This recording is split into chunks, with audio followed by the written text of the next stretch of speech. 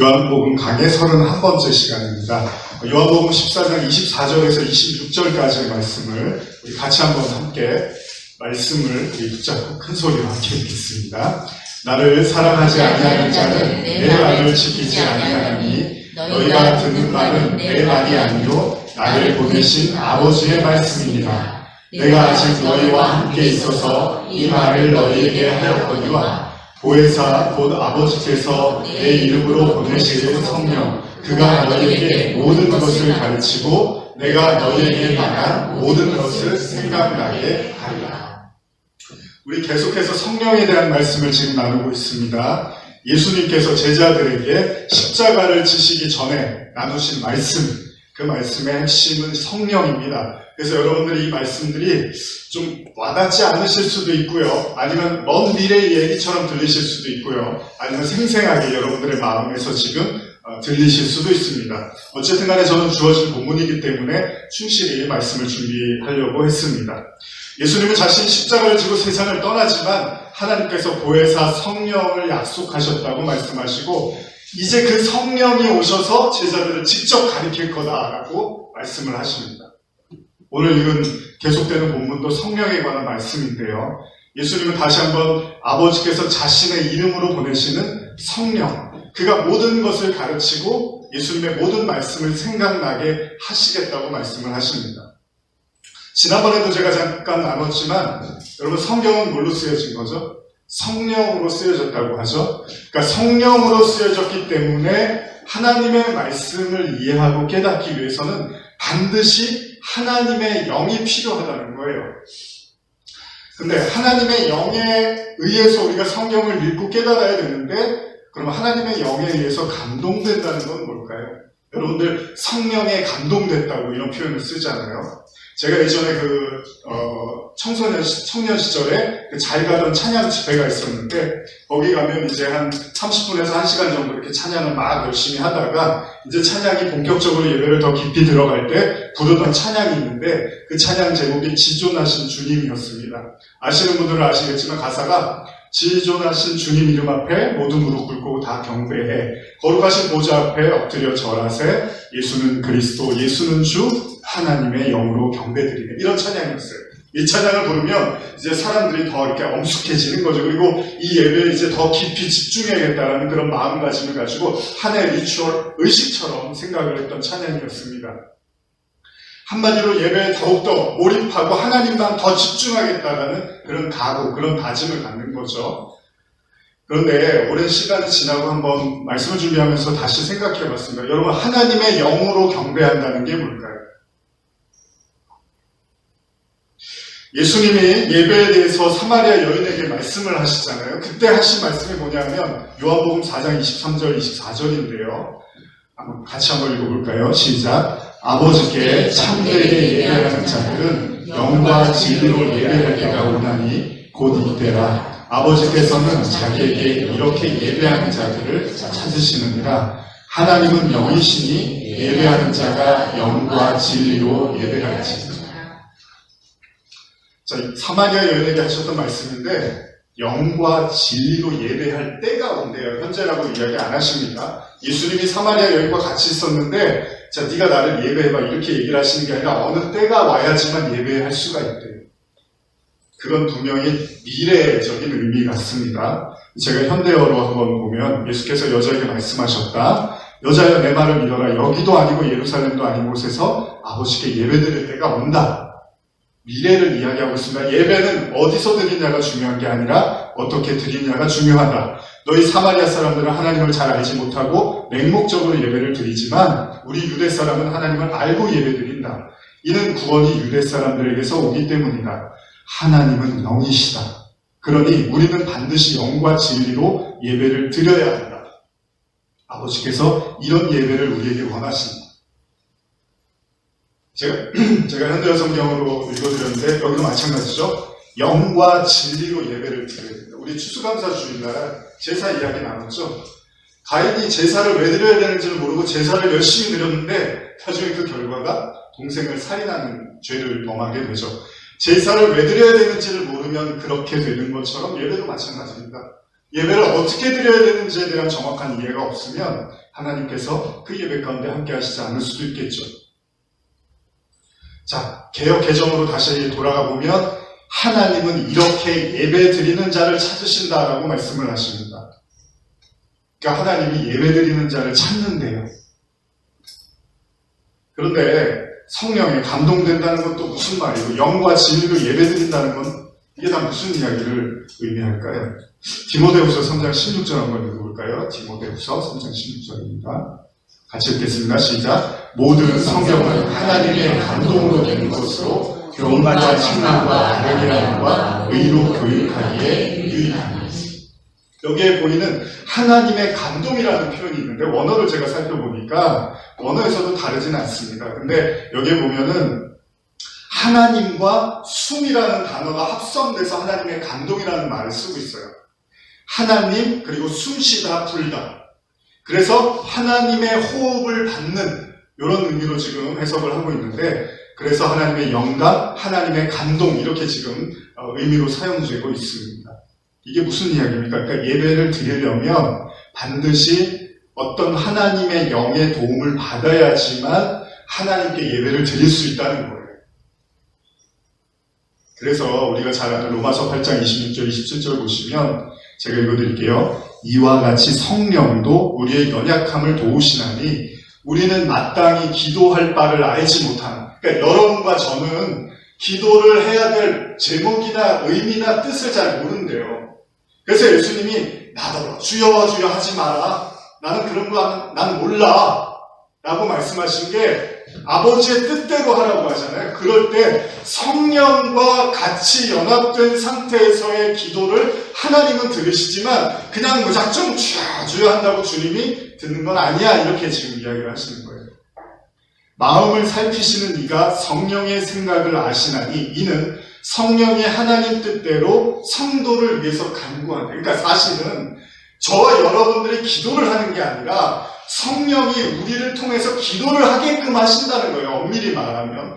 그러니까 기도를 많이 하고 오래 하고 이게 사실은 중요한 게 아니라 성령과 내가 마음이 맞닿아서 그 성령이 원하는 기도를 하게끔 하는 그 기도. 다윗이 시편에서 기도를 하는데 처음에는 막 원망하고 불평하고 괴로워하잖아요. 근데 어느 시점이 되면은 하나님의 마음을 알아서 이렇게 영광을 돌리고 기뻐하고 찬송을 하는 그 시점, 그 교차되는 내 마음과 하나님의 마음이 이렇게 맞닿는 시점이 시편에는 수없이 나옵니다. 그쵸? 모든 게 다 근심과 걱정과 염려로 똑같이 우리처럼 그렇게 기도를 시작하는데 결국은 그 하나님의 영과 내 마음이 맞닿는 시점에서 다윗은 하나님을 찬송하는 거죠. 그러니까 예수님께서 이제 자신이 더 이상 제자들과 함께 할 수는 없지만 성령이 오셔서 제자들을 가르치고 제자들이 잘못 이해하고 있는 하나님의 말씀을 깨닫도록 도와주신대요. 근데 재밌는 건 지금 예수님 그 말을 하는 그 말하는 사람인 예수님이 할 수 없는 것을 성령이 하시겠답니다. 무슨 이야기냐면 예수님이 말로 아무리 설명을 해줘도 제자들이 이해를 못한다는 거예요. 그러니까 예수님은 엄밀히 말씀드리면 예수님은 성공한 사역자인가요? 아닙니다. 실패한 사역자. 근데 그 실패가 무엇을 의미하죠? 하나님의 영에 대한 하나님이 예비하시고 준비한 그 성령의 당위성을 예수님이 십자가에서 드러내신 거예요. 무슨 이야기냐면 인간과 인간의 대화와 말과 가르침과 교육으로는 불가하다라는 거예요. 하나님의 말씀은. 그러나 예수 안에 있는 그 아버지, 그 하나님의 영을 통해서만이 인간이 하나님을 깨달을 수 있고 믿을 수 있고 구원받을 수 있다는 것을 예수님은 십자가로 드러낸 거예요. 그래서 예수님이 아무리 가르쳤는데도 불구하고 여러분 단 한 사람도 예수님의 말씀을 깨달은 사람은 한 사람도 없었습니다. 성공입니까? 실패입니까? 완벽한 실패였지만 동시에 그게 완벽한 성공인 거예요. 왜냐하면 그래서 인간에게 성령이 필요하다는 당위성을 예수님이 나타냈기 때문에 이게 에스겔 37장의 마른 뼈의 환상입니다. 절대로 일어날 수 없는, 절대로 세워질 수 없는 그 마른 뼈와 같은 존재들에게 하나님이 새 마음, 새 영을 불러주실 수밖에 없는 이유, 여러분 구약의 율법부터 시작해서 예수님 당시까지도 하나님의 말씀이 제자들을 비롯해서 유대인들에게 전달되어지지 못했다는 거예요. 그래서 하나님이 마지막 때 성령을 부어주시겠다고 말씀하시죠. 그러니까 예수님은 율법으로도 오셨다고 그랬잖아요, 자신. 내가 율법으로 왔어. 그러나 이 율법의 성전은 무너져야 돼. 그리고 새 성전, 하나님이 성령으로 새로운 성전을 여러분들에게 만들어주시겠다는, 그래서 예수님은 율법으로 십자가에 못 박히신 겁니다. 그러니까 완벽한 율법의 그 실패, 율법으로는 안 된다는 걸 동시에 예수님이 보여주시는 거죠. 여기서 중요한 것은 인간의 힘이 닿지 못하는, 인간의 노력으로는 절대 알 수 없는 것들, 그걸 성령이 이끌어 주신다는 거예요. 그러니까 영과 진리로 예배를 드린다는 게 뭡니까? 예수님이 지금 사마리아 여인에게 영과 진리로 예배 드려야 된다고 하는데, 이 예배의 헬라어 원어는 프로스퀴네오입니다. 그러니까 이 말은 하나님을 향해서 입을 맞추다, 그런 의미로 쓰여지는데, 그래서 이 단어는 신을 향하여 굴복하다, 경배하다, 엎드리다, 이런 의미가 있습니다. 그러니까 예배는 뭡니까? 온전한 경배를 위해서는 하나님의 영과 진리를 통해서 가능한데, 신약 성경을 보면은 그 입맞춤, 예배의 원어의 뜻인 입맞춤이 형제들이 서로 무난할 때, 제가 프랑스에 있을 때 비주라는 거 아시죠, 여러분? 돌을 약속을 할 때 소리를 내줘야 돼요. 그래서 이렇게 하거든요. 이렇게 입맞춤, 근데 입을 진짜 맞췄나요? 형제들이 서로 무난하기 위해서 쓰이는 말로 이 말이 쓰여지기도 하는데, 단순한 의미에서 인사합니다. 안녕하세요 그러잖아요. 안녕하세요? 여러분 안녕하세요? 안녕하십니까? 안녕 안 하시죠? 그냥 우리는 안녕하세요 그러면 저 사람 나한테 인사하는 거지. 근데 안녕하세요라는 진짜 뜻은 진짜 편안하세요 이런 얘기잖아요. 뭐 예전에 어르신 분들은 밥 못 먹으니까 식사하셨어요? 그랬다며요. 인사가 식사하셨어요. 안녕하세요? 그러면 원래는 그래야 돼요. 안녕하세요? 그러면 저 오늘 안녕 못해요. 이렇게, 이게 진짜죠. 저는 안녕해요. 뭐 이렇게 안녕하다. 우리가 인사를 그렇게 하는데, 여러분 그 입맞춤에 대한 이야기가 예배와 같이 연결해서도 쓸 수 있는데, 여러분 가룟 유다 이야기 아시죠? 가룟 유다는 어떻게 하죠? 예수님 배신할 때 예수님께 입을 맞춘다라는 성경 구절이 나오는데, 누가복음 22장 47절에서 48절 한번 볼까요? 시작. 말씀하실 때 한 무리가 오는데 12 중에 하나인 유다라는 자가 그들을 앞장서 와서 예수께 입을 맞추려고 가까이 하는지라. 예수께서 이르시되 유다여 내가 입맞춤으로 인자를 파느냐 하시니. 유다는 입맞춤을 예수님을 판다라고 성경에 이렇게 쓰여져요. 그러니까 거짓 인사를 했다는 거예요. 그것이 진정한 그 존경심에 대해서 그 사람에 대한 그 사랑에 대한 인사가 아니라 그를 팔기 위한 인사였다는 거죠. 이것은 어떤 의미에서 거짓된 경배 그리고 거짓된 예배에 대한 의미로도 이해할 수 있습니다. 제가 수요일날 요한복음 강의를 다음번에는 하려고 하는데, 그때 이제 그 짐승과 관련된 이야기를 나누는데, 계시록 13장 12절 이하에 보면은 그 거짓 짐승에 대한 이야기가 나오거든요. 거기 보면은 13장 13절 보면 큰 이적을 행하게 심지어 사람들 앞에서 불이 하늘로부터 땅에 내려오게 하고 짐승 앞에서 받은 바 이적을 행함으로 땅에 거하는 자들을 미혹하여 땅에 거하는 자들에게 이르기를 칼에 상하였다 살아난 짐승을 위하여 우상을 만들라 하더라. 이런 얘기가 나와요. 계시록은 뭐라고 하냐면, 계시록에서 거짓 선지자, 거짓 짐승은 어떤 일을 하냐면 하나님이 아닌 다른 존재에게 자꾸 경배를 하게 만든다고 하잖아요, 지금. 근데 좀 쉽게 이 내용을 생각해 보면 사람들이 짐승에게 경배를 한대요. 요한계시록 13장에 보면. 근데 그 이유가 뭐냐면 13절에 큰 이적을 해야 돼요. 그러니까 뭔가 대단한 일들을 하니까 사람들이 거기에 현혹이 돼서 많은 사람들이 미혹을 당하고 그것에 우상을 만들어서 경배를 하더래요. 그런데 그들의 경배가 지금 성경에서 말하는 영과 진리의 예배는 아니라는 거잖아요. 그래서 계시록에 경고를 하고 있는 거죠. 그들은 자신이 상상하는 어떤 히어로와 같은 초능력과 같은 대단한 힘 앞에서 굴복해서 그 능력 앞에서 경배하면서 자신들도 그 능력을 조금 힘입고 싶어 한다는 겁니다. 그러니까 유다의 입맞춤에서 예수님께서 그것이 배신이었다고 하잖아요. 즉 유다가 자신의 유익을 위해서 예수님을 팔기 위해서 거짓된 경배를, 거짓 입맞춤을 하는 거잖아요. 그러니까 예배의 목적, 진정으로 하나님께 경배케 하는 건 여기서도 영과 진리라고밖에는 우리가 생각할 수 없다는 의미를 생각해 볼 필요가 있다는 거죠. 앞에서도 말씀드린 것처럼 예배라는 의미는 입을 맞추는 건데, 부복하는 건데, 그 부복이라는 건 자신의 얼굴을 땅에 닿을 수 있을 정도로 하나님을 향해서 완전히 엎드리는 상태잖아요. 그러니까 예배의 목적은 먼저 하나님의 영으로 말미암아 우리 자신이 그분 앞에서 완전히 이렇게 납작 엎드려지는 거예요. 그래서 우리가 잘 아시는 천부여 의지없어서 찬송처럼 그냥 두 손 드는 상태 있잖아요. 그렇다면 성령이 하시는 일은 뭘까요? 예배를 위해서 성령이 영과 진리를 통해서 우리에게 이제 예배를 드리게 하실 텐데, 먼저 성령이 우리에게 하시는 일은 하나님 앞에 완전히 엎드려지게 할 거 아니에요? 그렇다면 오늘 읽은 보혜사 성령과 관련해서 말씀을 드린다면 성령은 우리를 어떻게 돕느냐? 하나님의 말씀을 올바로 깨닫게 하심으로써 우리가 온전한 예배를 드리게 하고, 그 예배는 하나님 앞에 완전히 엎드려진 상태로 드리게 한다는 거죠. 예를 들면요, 예수님이 십자가를 지시기 전에 베드로에게 이런 질문을 하십니다. 우리 같이 한번 읽어보겠습니다. 마태복음 16장 15절에서 17절입니다.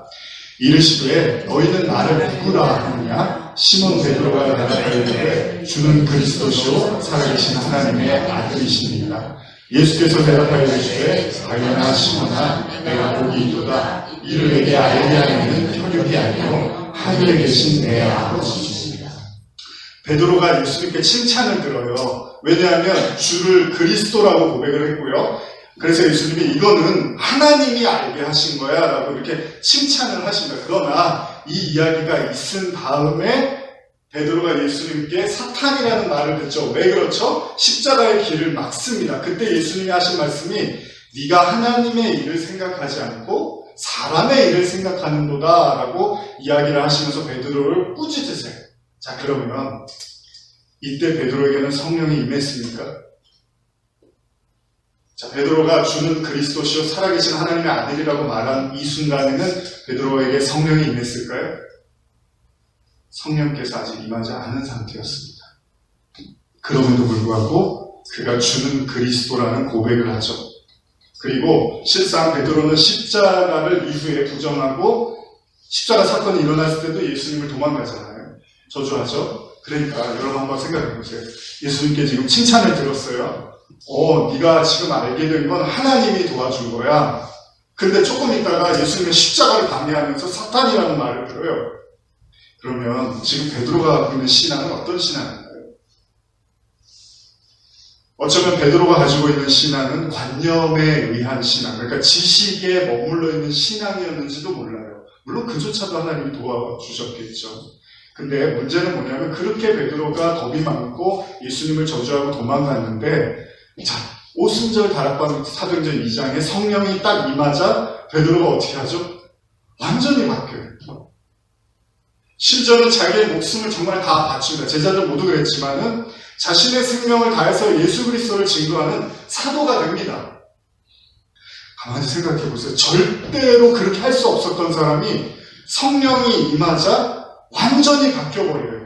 자, 그렇다면 성령이라는 것은 어떤 의미에서 보면 베드로가 머리로는 알아요. 주는 그리스도고 살아계신 하나님이라는 이걸 알았어요. 근데 막상 예수님이 십자가를 지려고 할 때는 그게 안 되는 거예요. 아니 왜 십자가를 지세요? 아니 내가 그리스도잖아. 내가 하나님의 아들이니까 구원하기 위해서 십자가를 져야 돼. 안 돼요. 그러면 안 돼요. 그러시면 안 되죠. 베드로가 이렇게 가로막아요. 그건 뭐냐면 그리스도라는 걸 머리로 그냥 생각으로는 알고 있지만 실제로는 그거를 어떻게 적용해야 될지도 어떻게 흘러가는지도 그 길에 대해서는 전혀 베드로가 모르고 있었다는 겁니다. 그런데 성령이 오자 이 베드로의 가지고 있었던 생각과 지식과 관념이라는 그 이성의 틀이 완전히 무너지면서 그 머리에 있었던 것이 진짜 그의 마음과 그의 영혼을 지배하면서 그가 하나님의 사람으로서 일하기 시작하더라는 거예요. 다시 말하면 성령이 우리 내면에서 그 말씀을 소화시키게 하고 우리의 마음을 지배해서 성령이 원하시는 대로 우리를 움직이게 하더라는 거예요. 자, 십자가를 이성으로만 생각했던, 하나님의 말씀을 관념으로 이해했던, 지식과 경험의 틀에서 벗어나지 못하는 인간 수준의 말씀. 우리는 머리는 큽니다. 우리는 보고 들은 게 너무 많아요. 근데 우리 그걸 알고 있다고 생각해요. 근데 아는 건 뭐죠? 그걸 소화해서 그렇게 살아가는 거잖아요. 그걸 안다고 하는 거죠. 근데 그거는 인간이 못한다는 거예요. 인간이 그건 안 된다는 거예요. 그게 성령 사건입니다. 그러니까 다른 의미로 성령은 우리가 하나님의 말씀에 대한 완벽한 통치와 지배로 들어가게 하는데, 그건 우리가 아무리 믿는다고 말하고 안다고 말하고 그렇게 알고 있어, 배웠어, 잘 알고 있어라고 말해도 그 여러분과 제가 갖고 있는 그 말씀이 성령을 통과하지 않으면 아무 열매도 맺지 못한다는 겁니다. 그게 요한복음 15장으로 넘어가서 포도나무 이야기로 아버지 예수님 말씀하시는 거죠. 너희가 내 안에, 내가 너희 안에 거하지 않으면 아무 열매도 맺을 수 없어. 그래서 제가 지난주에 너희가 내 안에, 내가 너희 안에, 이걸 계속 말씀드린 거예요. 신앙은 거기까지 가는 거예요.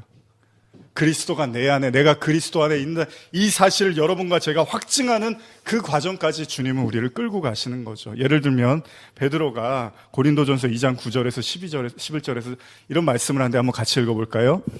시작. 기록된 바 하나님이 자기를 사랑하는 자들을 위하여 예비하신 모든 것은 눈으로 보고 귀로 듣지 못하고 사람의 마음으로 생각하지도 못하였다 함과 같으니라.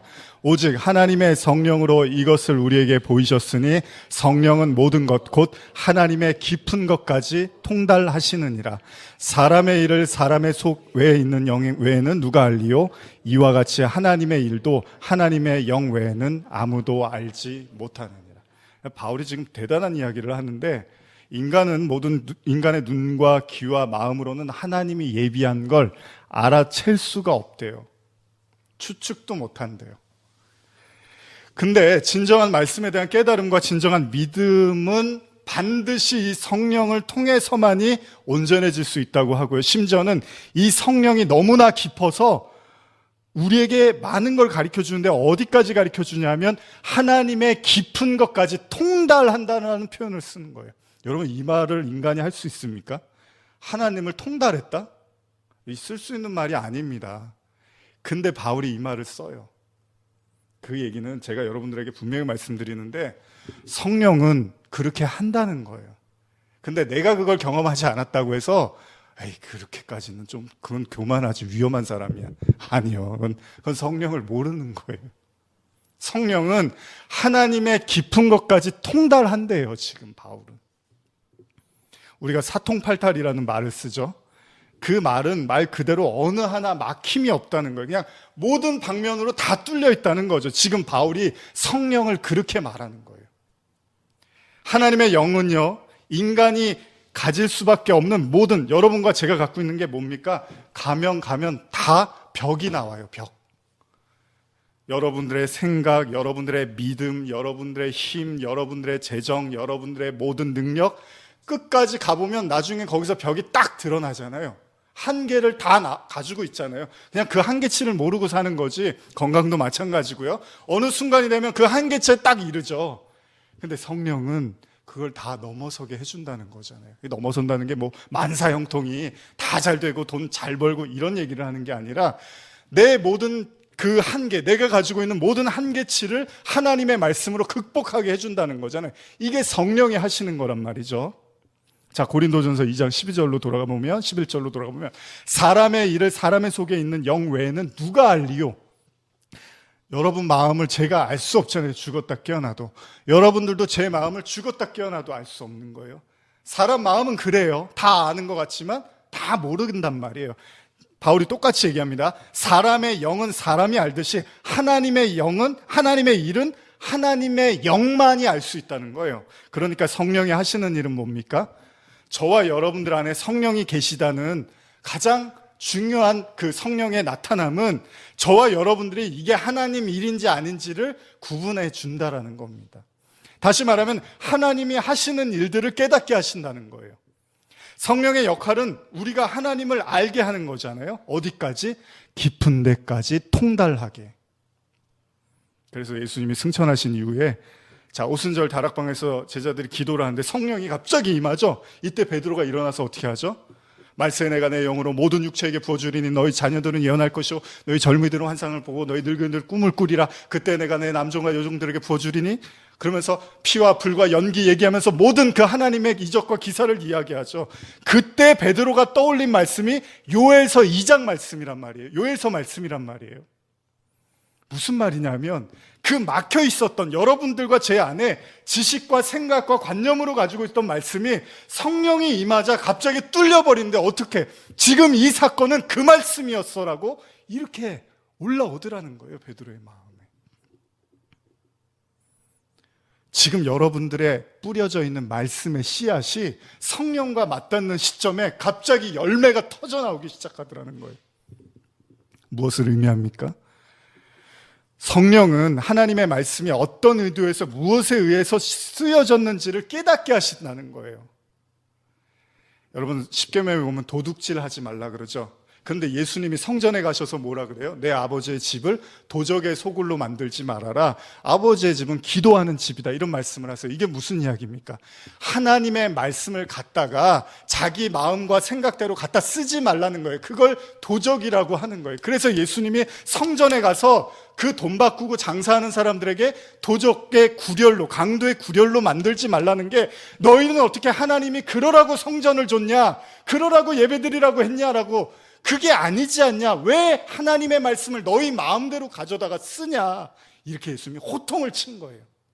오늘도 마찬가지, 오늘날도 마찬가지. 수많은 곳에서 말씀이 터져 나오고 메시지가 있고 유튜브 들어가 보면 어마어마한 설교들과 동영상들이 다 있어요. 근데 중요한 건 그 말씀이 정말로 성령과 맞닿아 있는 말씀인지를 여러분과 제가 분별해내야 된다는 겁니다. 예전에 그 욥기서 말씀 있잖아요. 내 시작은 미약하나 나중은 창대하리라. 이런 거 가면 막 다 붙어 있잖아요. 근데 나중에 그거 보니까 그게 친구들이 이렇게 얘기하면서 한 얘기였다 그러면서 또 그 말씀 좋은 거 아니라고. 사람마다 생각이 다 다르죠. 근데 여러분, 물론 말씀은 언어니까 어디다 갖다가 붙이냐에 따라서 의미는 여러 가지로 유발이 됩니다. 그러나 중요한 건 정말로 하나님이 그런 의도로 말씀하신 것이냐라는 걸 깨닫게 하고 이해하게 해주는 건 하나님의 영밖에는 없다는 거예요. 그러니까 성령은요, 인간 차원이 아닌 하나님의 차원에서 그 말씀을 보게 하고 이해하게 하고 그 은혜를 깨닫게 한다는 것입니다. 자, 예수님은 3년의 공생애를 제자들과 함께 하시면서 뭐라고 하죠? 지금 내가 하는 말을 너희는 하나도 이해하지 못할 거야. 이게 예수님의 사역이었어요. 알고 하신 거예요. 못 알아들을 걸. 근데 예수님이 여기서 멈추지 않습니다. 그런데 언젠가 성령이 오면 너희는 내가 말한 모든 걸 다 깨닫게 될 거야. 이 대목이 바로 예수님이 제자들을 바라보시면서 낙심하지 않으신 이유였다는 거예요. 엄밀히 말하면 아직 성령이 임하지 않은 제자들에게 예수님의 말씀을 이해하고 깨닫는 것은 불가능하다는 걸 예수님이 제일 잘 알고 계셨다는 거예요. 그래서 예수님이 십자가 지실 때 제자들이 졸잖아요. 이렇게. 예수님이 아유 너희들 그럴 수 있어? 내가 십자가 지는데 3번이나 가다가 나중에 그냥 자라. 예수님이 그러시잖아요. 그게 와닿지가 않는 거예요. 지금 자기 스승이 십자가를 지러 간다고 하는데도 그게 그냥 십자가를 왜 져야 돼? 뭐야? 졸고 있는 거예요. 그냥 제자들도. 근데 예수님이 아마 이 사실을 예수님도 몰랐으면 거기서 다 들어 엎었을 거예요. 제자들. 3년 가르친 결과가 이거야 너희들? 내 지금 내일 십자가 지는데 지금 이럴 수 있어? 근데 예수님은 그 한계치를 알고 가신 거예요.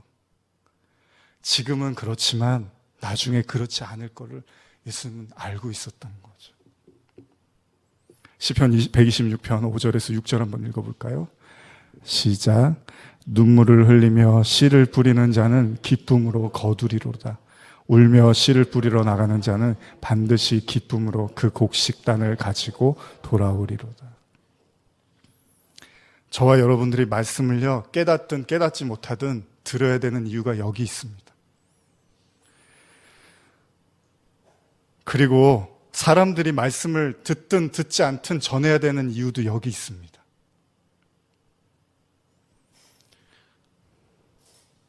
전하게 하는 것도 듣고 깨닫게 하는 것도 다 성령이 하십니다. 사실 우리가 할 수 있는 거는 아닙니다. 그러나 그래서 들어야 되고 말해야 됩니다.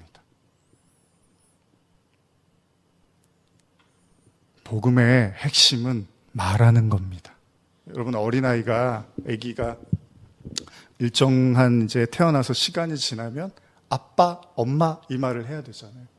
이 말을 못하면 위험하잖아요. 그러니까 어느 시간이 지나면 이제 말을 해야 돼요. 말을. 저와 여러분들도 마찬가지입니다. 여러분들이 신앙생활을 오래 하셨고 예수님을 만났고 복음을 깨달았다면 그 복음을 말을 해야 돼요. 근데 복음을 말을 못하면 그러면 안 돼요. 복음을 들었는데 복음을 말을 못해요. 그럼 아직 복음을 듣지 않은 거예요.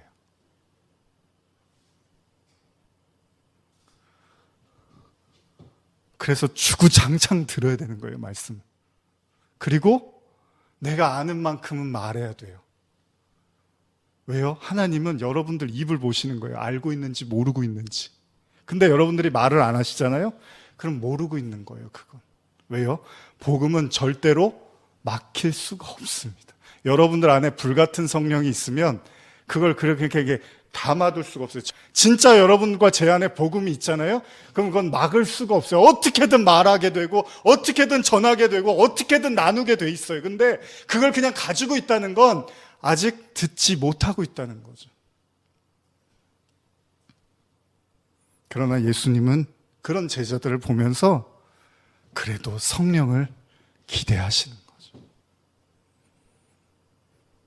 성경은, 신약은요, 다른 말로 하면 성령의 책이라고 말합니다. 에스겔서 3장 10절에서 11절 같이 한번 읽어볼까요? 수요일 날도 한번 저희가 나눴었는데, 시작. 또 내게 이르시되 인자야, 내게 이를 모든 말을 너는 마음으로 받으며 귀로 듣고 사로잡힌 내 민족에게서 가서 그들이 듣든지 아니 듣든지 그들에게 고하여 이르기를 주 여호와의 말씀이 이러하시다 하라. 사역에 아무런 진보가 없는 것 같아도요, 신앙에 아무런 진전이 없는 것 같아도 우리가 붙잡아야 될 건 하나님의 말씀밖에는 없습니다. 저는 이것을 너무나 분명하게 느끼고 있습니다. 하나님의 말씀 외에는 여러분들의 모든 환난과 고통과 어둠으로부터 벗어나게 해주시는 건 아무것도 존재하지 않습니다. 인간관계요? 그것도 다 지나갑니다. 여러분들을 진짜 세우고 살리는 건 하나님의 말씀밖에는 없습니다. 이것만 명심하셔도 오늘 예배는 성공입니다. 어린이들이 잘하는 행동이 있는데요, 그거는 식물에 씨를 심어놓고 왜 아무것도 자라지 않느냐고 원망합니다. 저도 어렸을 때 그랬던 것 같습니다. 그런데 씨는 땅속에 깊이 뿌리를 내려야 되고요, 이를 위해서 많은 빗물이 필요하고 햇빛이 필요합니다. 이렇게 자라나야 됩니다. 그렇게 자라나게 하시는 건 성령이라는 거예요. 고린도전서 3장 7절 같이 읽을까요? 시작. 그런즉 심는 이나 물 주는 이는 아무것도 아니로되 오직 자라나게 하시는 이는 하나님뿐이니라. 자라나게 하는 건 하나님이십니다. 그 사람들이 자라게 하시는 건 하나님이 하시는 겁니다. 우리는 기도하고 전하면 되는 거죠. 그리고 한 가지 더 우리가 잊지 말아야 될 사실은, 우리가 인간적인 차원에서 이해했던 말씀이 성령을 통해서 하늘의 차원으로 거듭나게 되는 그 깨달음의 경험을 하게 되는 거. 그래서 제자들이 그러했던 것처럼 예수님의 수많은 가르침이 제자들에게는 단지 지식과 관념의 차원에서 머물러 있었지만 그들의 말씀은 결국 십자가를 부정하고 예수님을 부인하는 대로 쓰여졌습니다. 다 들었는데도 십자가를 부정하는 대로 썼습니다. 그러나 중요한 건 그들이 예수님을 위해서 결국 목숨을 다 바치고 십자가의 증인으로 살게 됐다는 거예요. 저는 가끔 그런 생각을 합니다. 저는 선교학을 전공했고 여기도 같이 공부하신 분들이 계시지만 저는 교회의 목적은 여기에 있다고 봅니다. 옛날에 하용조 목사님이 그러셨다며요. 7년 지나면 다 떠나라고 교회. 복음의 핵심은 뭡니까? 여러분들이 성전이 되고 여러분들의 예배, 그 하나님의 진정한 예배자가 돼서 하나의 교회로서 살아가시는 거죠. 사도처럼 사셨으면 좋겠습니다. 사도들은 어렵게 살다가 구원받고 평신도들은 평범하게 살다가 구원받는 복음은 저는 그런 복음은 저한테는 없습니다. 어떤 사람은 직사게 고생해서 겨우 구원을 받고 아주 복음 때문에 피를 말려가면서 살면서 구원을 받고 어떤 사람은 그냥 평범하게 살아도 되는 구원? 그런 구원이 있으면 그 공평한 구원인가요? 하나님이? 십자가의 길이 다 틀린가요? 사람마다? 저는 그런 구원은 없다고 봅니다. 목회자는 목회자의 급의 구원이 있고 성도들은 성도들의 급의 구원이 있다? 저는 그런 구원을 한 번도 본 적이 없습니다. 제자들의 삶은 여러분과 저의 삶입니다. 그 누구도 예외가 아닙니다. 오늘날의 값싼 복음에 여러분 너무 이렇게 현혹되지 마십시오. 모두가 져야 될 십자가의 길입니다. 성령이 오시면 그 일들이 가능해졌다고 성경은 우리에게 이야기하고 있습니다. 바로 성령이 우리에게 하나님의 말씀이 전부라는 걸 깨닫게 하신다는 거예요. 그러니까 저와 여러분들에게 성령이 역사하고 있다는 건 여러분들이 불필요한 것들을 제거하고 오로지 하나님의 말씀만 마음속에 남겨두는 작업을 한다는 거죠. 제가 다음 주일날은 요한계시록 14만 4천에 대해서 주일날 설교를 할 건데 이제 거기까지 왔어요. 수요예배가. 그때 입맞은 자에 대한 말씀을 할 건데 제가 미리 한 가지만 말씀드리면 성경은요, 요한계시록 마지막도 그렇게 끝내지만은 하나님의 말씀을 알았고 거기에다가 추가하고 빼면은 구원을 안 시킨다고 해요. 저와 여러분들이 오해하는 건 하나님의 말씀은 알았으니까 이제 뭐 이렇게 살고 저렇게 사는 건 내 자유겠지. 성경은 그런 얘기하는 거 아닙니다. 하나님의 말씀을 여러분들이 알았는데 진짜 알았으면 거기다가 플러스도 해서는 안 되고 마이너스를 해서도 안 되는 거를 그래서 오로지 마지막 순간에는 하나님의 말씀만 여러분들이 남겨놔야 되는데 이거를 환난을 통해서 가르쳐 주는 건데 이제 말씀은 다 깨달았으니까 이제 내가 알아서 자유롭게 복음은 그런 거 아닙니다. 저와 여러분들에게 평생 동안 하나님은 말씀만 남게 하시는 거예요. 근데 그 말씀이 더하지도 않고 빼지도 않는 오로지 그리스도의 정금과 같은 말씀만 여러분들이 가지고 있으면 그들을 구원하신다는 거예요. 그래서 요한계시록 마지막이 누구든지 이 말씀에 더하거나 빼면 심판을 면하지 못할 거라고 말씀을 하시는 거예요. 복음을 잘못 이해하면 값싼 복음을 우리가 이해할 수 있다는 거예요. 지금 여러분과 제가 알고 있는 그 말씀이 진짜 성령을 통해서 하나님이 주시는 그 깨달음의 믿음의 말씀인지를 여러분과 저는 계속 확인해 나가는 작업을 하는 거고요. 그거를 여러분들이 말을 하면서 배워야 되는 거죠. 아이가 말을 하면서 말이 늘죠. 여러분들이 복음을 말하면서 그 말을 여러분들이 확인하는 거예요. 내가 복음을 잘 알고 있구나. 내가 복음을 잘못 알고 있구나. 말을 해봐야지 아는 거예요, 그거는. 그리고 나서 결국은 그 복음이 내 안에 깨끗하게 순도 높게 정금과 같은 말씀으로 자리 잡을 때 그들을 하나님은 신부라고 하는 거예요. 순결한 신부. 이사야 40장 5절에서 8절까지 한번 같이 읽겠습니다. 제가 제일 좋아하는 말씀 중에 하나인데 같이 읽겠습니다. 시작. 여호와의 영광이 나타나고 모든 육체가 그것을 함께 보리라. 이는 여호와의 입이 말씀하셨느니라. 말하는 자의 소리여 이르되 외치라. 대답하되 내가 무엇이라 외치리까 하니 이르되 모든 육체는 풀이요 그의 모든 아름다움은 들의 꽃과 같으니 풀은 마르고 꽃은 시들면 여호와의 기운이 그 위에 불미라.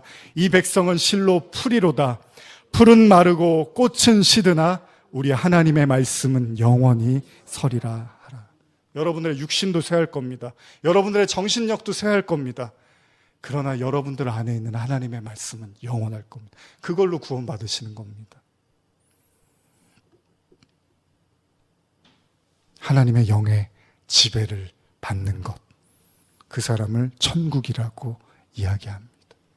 오로지 하나님의 말씀의 지배를 받은 사람, 오로지 하나님의 성령의 지배를 받는 사람, 감옥에 갇혀도 성령으로 기도했더니 감옥 문이 열리고, 그냥 누가 어떻게 할 수가 없어요. 그런 사람들은 막을 수가 없는 거예요. 그들 안에 있는 성령의 복음을 누가 막을 수 있는 힘이 없어요. 세상이 건드리지를 못해요. 그들은. 왜요? 하나님이 그 안에 계시니까. 예수님이 이렇게 성령에 대한 이야기를 하시고 제자들에게 요한복음 14장 27절 오늘의 본문에서 이렇게 마무리를 하십니다. 이것도 한번 같이 읽겠습니다. 시작. 평안을 너희에게 끼치노니. 자, 제가 읽겠습니다. 요한복음 14장 27절 평안을 너희에게 끼치노니 곧 나의 평안을 너희에게 주노라. 내가 너희에게 주는 것은 세상이 주는 것과 같지 아니하리니 너희는 마음에 근심하지도 말고 두려워하지도 말라. 왜 갑자기 평강을 언급하신가요? 그리고 요한복음 14장이 근심하지 말라라고 시작하죠. 그 이야기가 뭡니까? 바로 내가 십자가 지고 나면 성령이 오실 거야. 그럼 아무것도 염려할 필요가 없어. 그래서 예수님이 십자가를 지자마자 제자들에게 뭐라고 하십니까? 요한복음 20장 21절, 22절인데 이것도 읽어드릴게요. 예수께서 또 이르시되 너희에게 평강이 있을지어다. 아버지께서 나를 보낸 것 같이 나도 너희를 보내노라. 22절 같이 읽을까요? 이 말씀을 하시고 그들을 향하여 숨을 내쉬며 이르시되 성령을 받으라. 이 한마디로 예수님의 모든 사역을 제자들에게 넘겨주시는 거예요. 이 눈에 아무 증거 아니 배어도 믿음만을 가지고서 늘 걸으며 이 귀에 아무 소리 아니 들려도 하나님의 약속 위에 서리라. 걸어가세 믿음 위에 서서 나가세 의심 버리고 걸어가세 믿음 위에 서서 눈과 귀에 아무 증거 없어도. 로마서 14장 17절만 읽고 마치겠습니다. 평강이 어디 있습니까? 로마서 14장 17절은 우리에게 이야기해 주십니다. 시작. 하나님의 나라는 먹는 것과 마시는 것이 아니요 오직 성령 안에 있는 의와 평강과 희락. 성령이 종합 선물 세트입니다. 여러분들 안에 성령의 온전한 지배를 받는 그날, 예수님의 그 제자들을 향해서 절절했던 그 마음이 성령을 통해서 비로소 전달되어질 것입니다. 우리 같이 찬양 부르시겠습니다.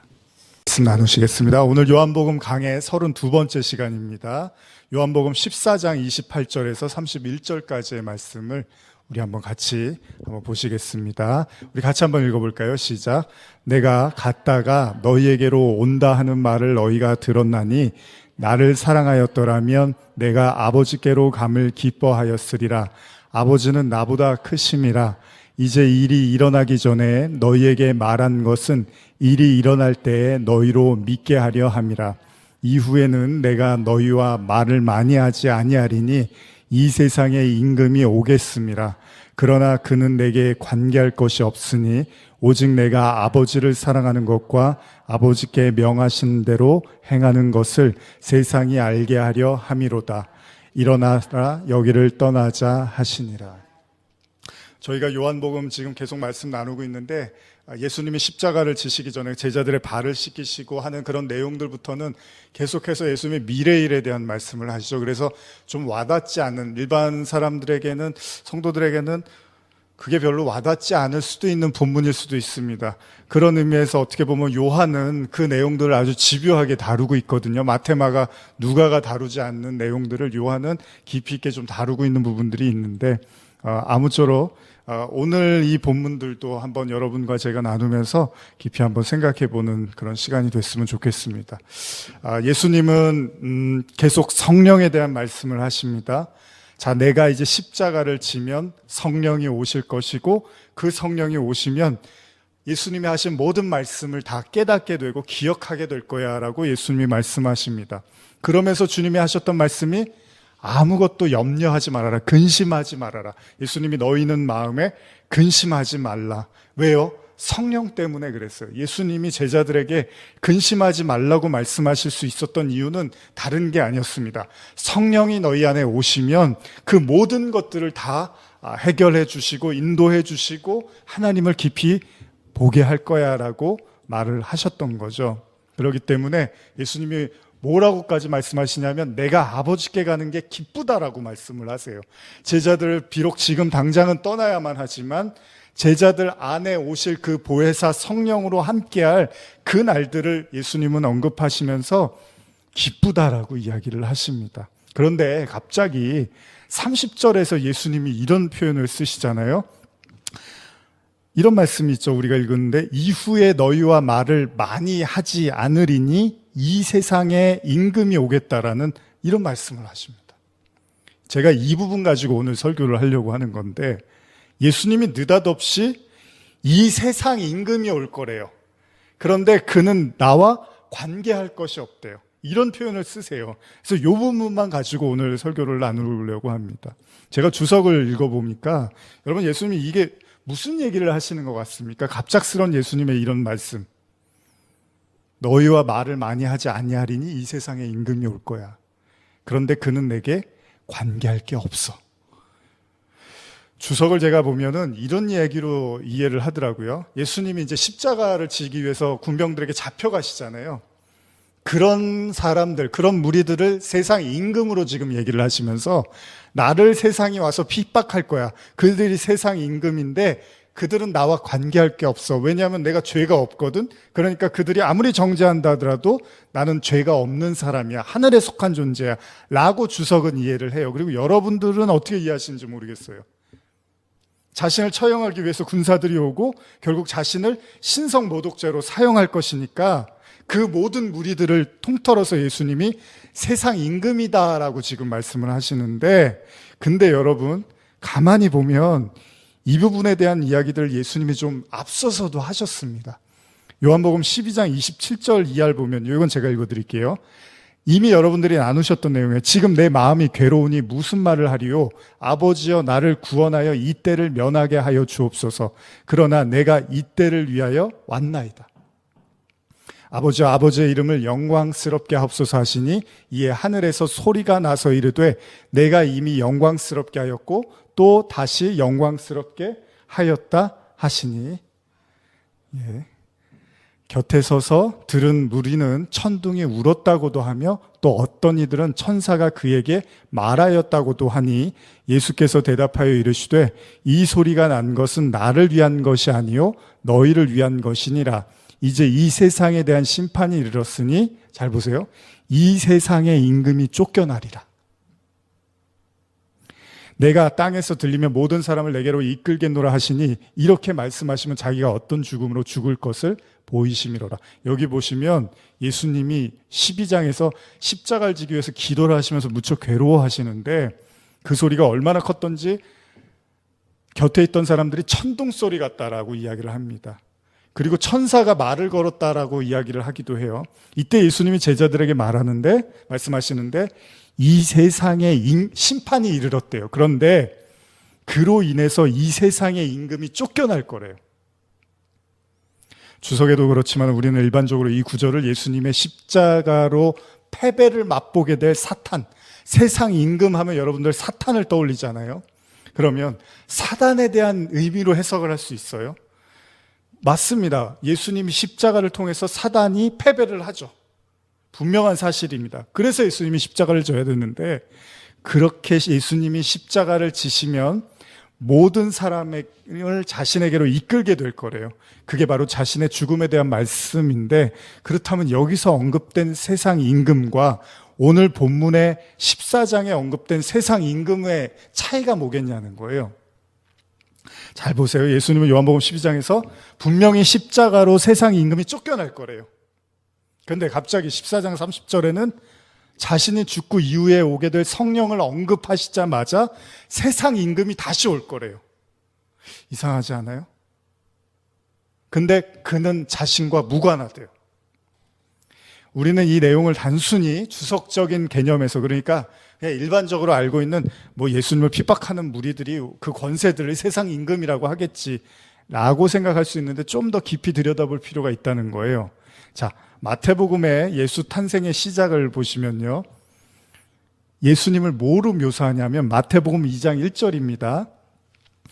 헤롯 왕 때 예수께서 유대 베들레헴에서 나심에 동방으로부터 박사들이 예루살렘에 이르러 말하되 유대인의 왕으로 나신 이가 어디 계시냐? 우리가 동방에서 그의 별을 보고 그에게 경배하러 왔노라 하니. 자, 마태복음 지금 2장에는 예수님을 뭐라고 이야기하냐면요, 유대인의 왕이라고 한단 말이에요. 그리고 여러분, 예수님이 신문을 받으실 때 있잖아요. 십자가 때문에 예수님이 처형을 받기 위해서 신문 받을 때, 마태복음 27장 1절이요. 마태복음 27장 11절에 보면 예수께서 총독 앞에 섰음에 총독이 물어 이르되 내가 유대인의 왕이냐? 예수님이 뭐라 하냐면 내 말이 옳도다 이렇게 말씀하세요. 자, 그리고 예수님이 십자가에 못 박히실 당시에도 그에게 붙어있던 명패에 뭐라고 써있죠? 유대인의 왕이라고 써있어요. 요한복음 19장 19절 이하인데요, 빌라도가 패를 써서 십자가 위에 붙이니 나사렛 예수 유대인의 왕이라고 기록되었더라. 예수께서 못 박히신 곳이 성에서 가까운 곳으로 많은 유대인이 이 패를 읽는데 히브리와 로마와 헬라말로 기록되었더라. 유대인의 대제사장들이 빌라도에게 이르되 유대인의 왕이라 쓰지 말고 자칭 유대인의 왕이라 쓰라 하니 빌라도가 대답하되 내가 쓸 것을 썼다 하니라. 지금 분명히 예수님을 유대인의 왕, 자칭 유대인의 왕, 이런 왕으로서 지금 예수님을 묘사하고 있잖아요, 성경이. 결국 예수님은 왕으로 돌아가십니다. 그런데 왜 굳이 예수님은 자신을 유대인의 왕이라고 했을까요? 그렇다면 유대인의 왕과 세상의 임금은 뭐가 다를까요? 그걸 다르게 봐야 될까요? 세상 임금, 유대인의 왕. 물론 유대인은 하나님의 백성이라고 우리가 알고 있으니까 하나님의 백성의 왕으로 이해할 수 있습니다. 그러면 세상의 임금은 세상의 왕, 그러니까 세상으로 해석되는 애굽의 왕, 바벨의 왕, 사단의 대표, 이렇게 이해할 수 있잖아요. 그런데 요한복음 18장에 보면 빌라도하고 예수님이 대화를 하는데 이걸 한번 같이 읽어볼까요? 요한복음 18장 36절 37절입니다. 시작. 예수께서 대답하시되 내 나라는 이 세상에 속한 것이 아니니라. 만일 내 나라가 이 세상에 속한 것이었더라면 내 종들이 싸워 나로 유대인들에게 넘겨지지 않게 하였으리라. 이제 내 나라는 여기에 속한 것이 아니니라. 빌라도가 이르되 그러면 내가 왕이 아니냐? 예수께서 대답하시되 내 말이 같이 내가 왕이니라. 내가 이를 위하여 태어났으며 이를 위하여 세상에 왔나니 곧 진리에 대하여 증언하려 함이로다. 무릇 진리에 속한 자는 내 음성을 듣느니라 하시니라. 제일 중요한 말씀 중에 하나죠. 예수님은 자신의 나라는 이 세상에 속한 나라가 아니래요. 만약에 내가 이 세상에 속한 나라를 위해서 왔다면 자신의 종들을 풀어서 자신이 십자가를 지지 못하도록 싸워서 이기게 해서 왕이 됐을 거라는 거예요. 그런데 예수님은 여기 이 땅은 내 나라가 아니라고 이야기를 하십니다. 그토록 유대인들이 원했던 로마로부터의 그 로마 치하에서의 그 압제당하고 박해당했던 그 정치적 메시아를 사람들은 꿈꿨지만 예수님은 여기에 대해서 나는 이 나라, 내 나라는 여기에 속한 나라가 아니라고 예수님이 말씀을 하십니다. 근데 여기서 우리가 예수님이 자신이 왕이라고 한단 말이에요. 지금 여기서도. 근데 한 가지 우리가 볼 게 있는 게 요한복음 3장에 보시면요. 이것도 한번 같이 읽어볼까요? 3장 14절 15절입니다. 시작. 모세가 광야에서 뱀을 든 것 같이 인자도 들려야 하리니 이는 그를 믿는 자마다 영생을 얻게 하려 하심이니라. 예수님이 자신이 광야에서 들린 뱀처럼 자신도 들려야 된다는 거예요. 다시 말하면 예수님의 십자가는 뭐죠? 하나님의 저주와 징벌의 대상이란 말이죠. 그러니까 예수님은 모든 죄인의 대표격이란 말이죠. 그걸로 죽으셨어요. 죄인이라는 게 뭐죠? 하나님하고 원수지간이라는 거예요. 원수지간.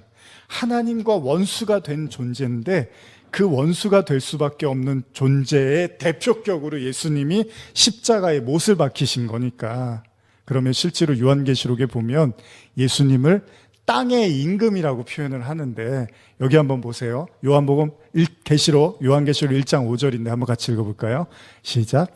또 충성된 증인으로 죽은 자들 가운데서 먼저 나시고 땅의 임금들의 머리가 되신 예수 그리스도로 말미암아 은혜와 평강이 너희에게 있기를 원하노라.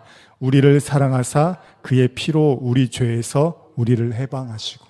지금 계시록은 뭐라고 하죠? 예수님을 땅의 임금이라고 표현을 해요. 임금들의 머리라고도 지금 이야기를 하고 있습니다. 그럼 여러분 한번 잘 생각해 보세요.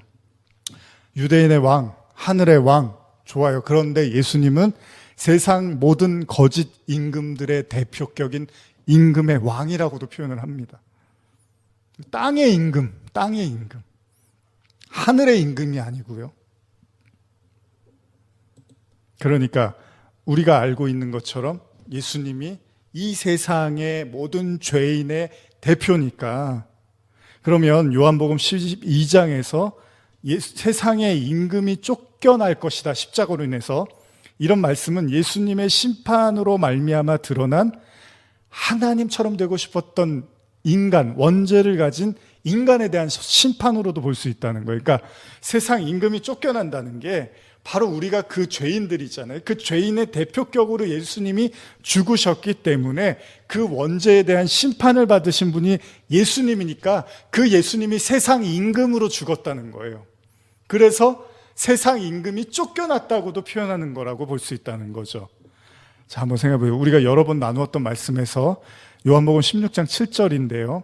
이건 제가 읽어드릴게요. 그러나 내가 너희에게 실상을 말하노니 내가 떠나가는 것이 너희에게 유익이라. 내가 떠나가지 아니하면 보혜사가 너희에게로 오시지 아니하실 것이요 가면 내가 그를 너희에게로 보내리니 그가 죄에 대해서, 의에 대해서, 심판에 대해서 세상을 책망하시리라. 죄에 대하여라 하면 그들이 나를 믿지 아니하며, 의에 대하여라 하면 내가 아버지께로 가니 너희가 다시 나를 보지 못하며, 심판에 대하여라 하면 이 세상 임금이 심판을 받았습니다. 자, 예수님이 제자들에게 오실 성령을 언급하시면서 성령이 임하면 죄와 의와 심판을 깨닫는데요. 그런데 마지막 심판과 관련해서 누가 심판받는다고요? 세상 임금이 심판을 받았대요. 자, 그럼 누가 심판받았죠? 십자가에서? 예수님이 심판받았잖아요. 근데 왜 느닷없이 요한복음 12장과 16장 사이인 14장에서 갑자기 14장 30절 이후에는 내가 너희와 말을 많이 하지 아니하리니 이 세상의 임금이 오겠음이라. 그러나 그는 내게 관계할 것이 없으니. 이런 말을 했겠냐는 거예요. 12장에서는 세상 임금이 쫓겨날 거래요. 16장에서는 세상 임금이 심판받았대요.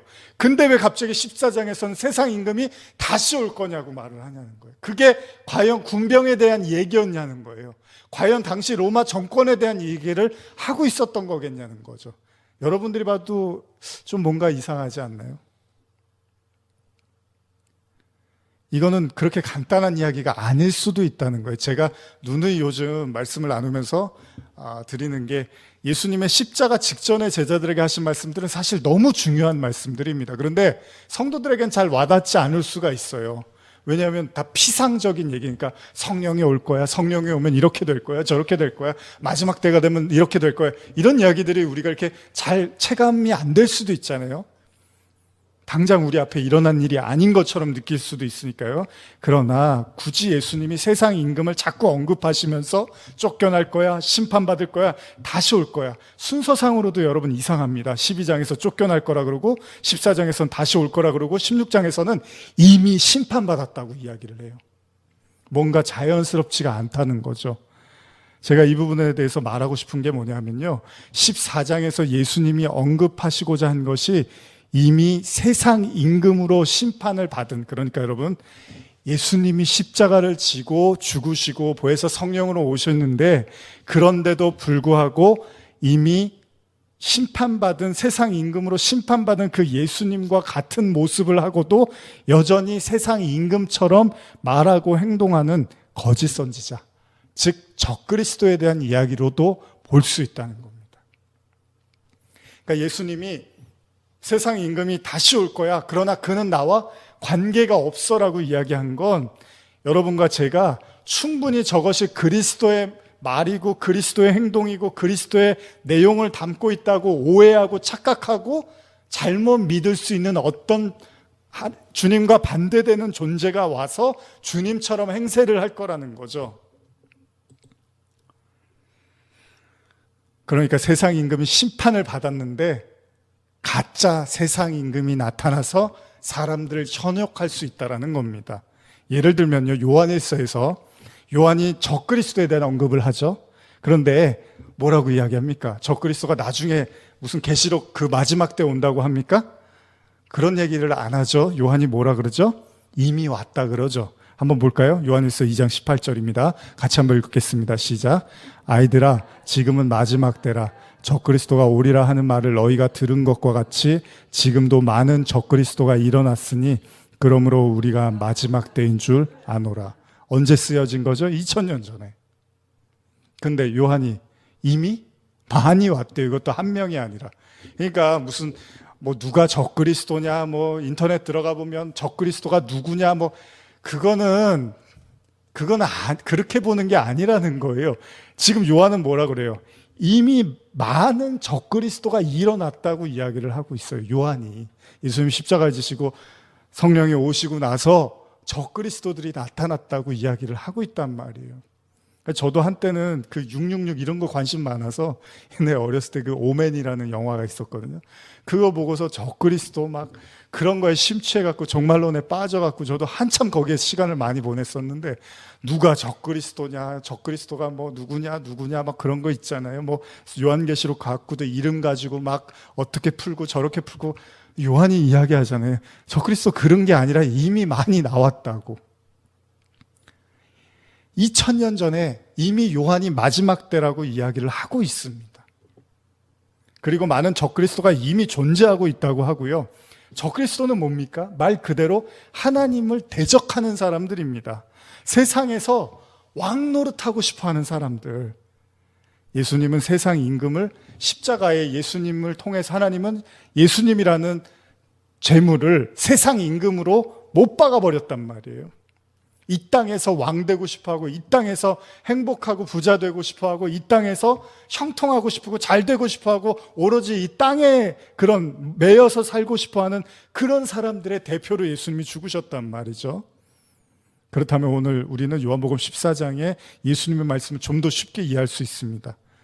예수님이 세상 임금을 대표해서 십자가에서 죽으셨지만 그럼에도 불구하고 여전히 심판받지 않은 모습으로 여전히 세상 임금의 모습을 하고 그리스도를 말하는 자들이 나타날 거라는 거예요. 앞서 요한이 2장 18절에서 적그리스도를 언급했는데요. 그 바로 앞절에 뭐라고 써있는지 한번 볼까요? 15절에서 17절 한번 같이 읽어볼까요? 시작. 이 세상이나 세상에 있는 것들을 사랑하지 말라.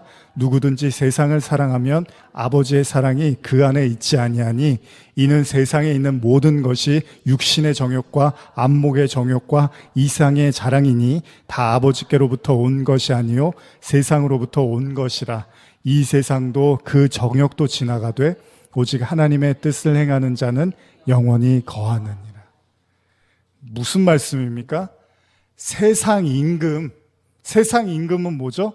세상을 사랑하는 사람들. 그리고 그 세상을 사랑하는 것으로 육신의 정욕과 안목의 정욕과 이생의 자랑을 가지고 하나님으로부터 왔다라고 믿는 사람들. 그게 바로 죄의 본성이고 인간의 탐심이잖아요. 그럼에도 적그리스도들은 그렇게 세상 임금으로 죽으신 예수를 전하는 게 아니라 세상에 있는 것들을 여전히 사랑하고 붙잡게 만들면서 영원하신 하나님의 뜻을 가리키는 게 아니라 지나가 버릴 세상을 정욕과 합리화시켜서 여전히 세상을 이렇게 붙잡게 만드는 그런 세상 임금으로서의 예수를 우리에게 말할 거라는 거죠. 누구의 이름으로요? 예수의 이름으로. 야고보서 4장 4절 5절 한번 같이 읽어볼까요? 시작. 가늠한 여인들아 세상과 벗된 것이 하나님과 원수됨을 알지 못하느냐? 그런즉 누구든지 세상과 벗이 되고자 하는 자는 스스로 하나님과 원수가 되는 것이니라. 너희는 하나님이 우리 속에 거하게 하신 성령이 시기하기까지 사모한다 하신 말씀을 헛된 줄로 생각하느냐? 야고보 기자가 뭐라고 합니까?